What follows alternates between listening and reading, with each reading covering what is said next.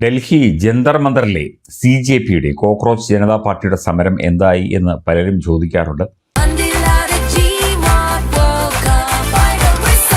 ഗോളടിക്കൂ, football സമ്മാനമായി നേടൂ. LED ടിവികൾക്ക് 70% വരെ ഡിസ്കൗണ്ട്. ആഘോഷിക്കൂ ഈ ഫുട്ബോൾ വേൾഡ് കപ്പ് ഗോപുനന്ദിലെ G-Martനൊപ്പം.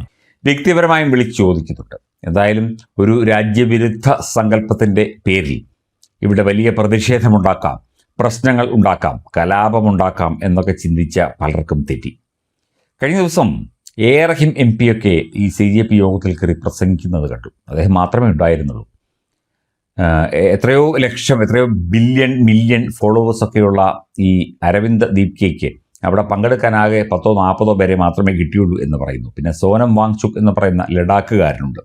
പണ്ടേ രാജ്യവിരുദ്ധനാണ്, രാജ്യവിരുദ്ധതയ്ക്ക് വേണ്ടി പണം വാങ്ങി പ്രവർത്തിക്കുന്ന വ്യക്തിയാണ്, നമുക്കെല്ലാവർക്കും അറിയാവുന്ന കാര്യമാണ്.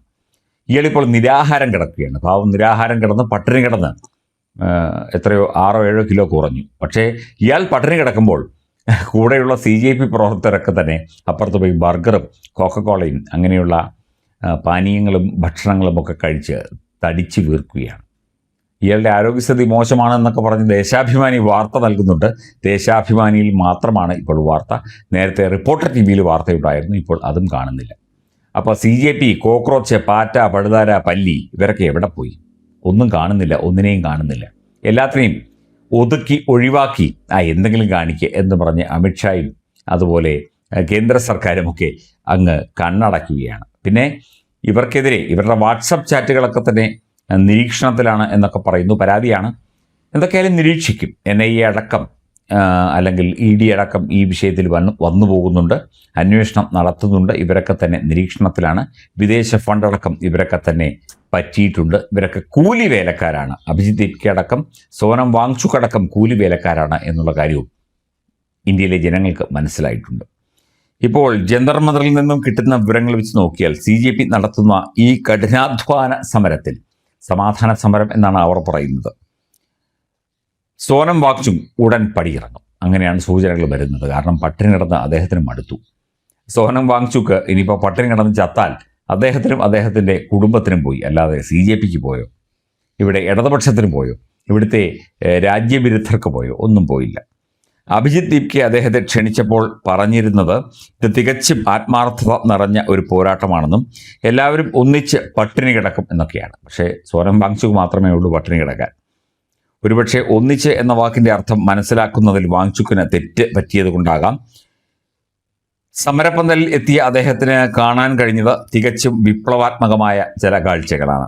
കഴിഞ്ഞ കുറച്ച് ദിവസങ്ങളായി വാങ്ചുക് മാത്രം യഥാർത്ഥത്തിൽ ഉപവസിക്കുമ്പോൾ കഷ്ടപ്പെട്ട് സമരം ചെയ്യുന്ന മറ്റ് പ്രതിഷേധക്കാർ ദിവസവും 4 നേരം വീതം ബർഗറും തണുത്ത പാനീയങ്ങളും ഉൾപ്പെടെയുള്ള വിഭവങ്ങൾ വലിച്ചു കയറ്റുന്ന തിരക്കിലാണ്. ഒരു വശത്ത് ബിരിയാണി വിരുന്ന്, മറുവശത്ത് പ്രാർത്ഥന.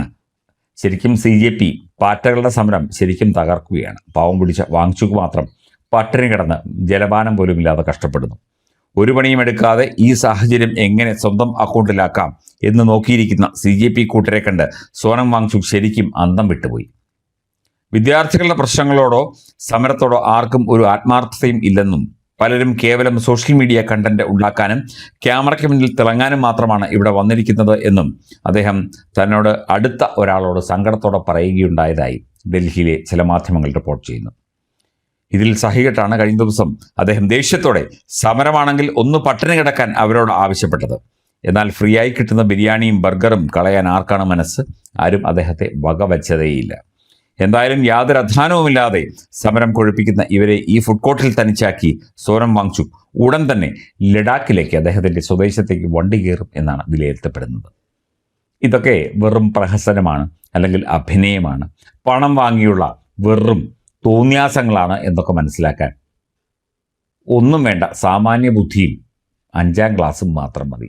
അതൊക്കെ മോദിക്ക് നന്നായിട്ടറിയാം, അമിത്ഷായ്ക്ക് നന്നായിട്ടറിയാം. കുറച്ച് കഴിയുമ്പോൾ, വയറ് വിശക്കുമ്പോൾ, കുടല് കരിയുമ്പോൾ സോനം വാങ്ചുക് എഴുന്നേറ്റ് പോയിക്കൊള്ളും. അതുതന്നെയാണ് അമിത്ഷാ ഉദ്ദേശിക്കുന്നത്.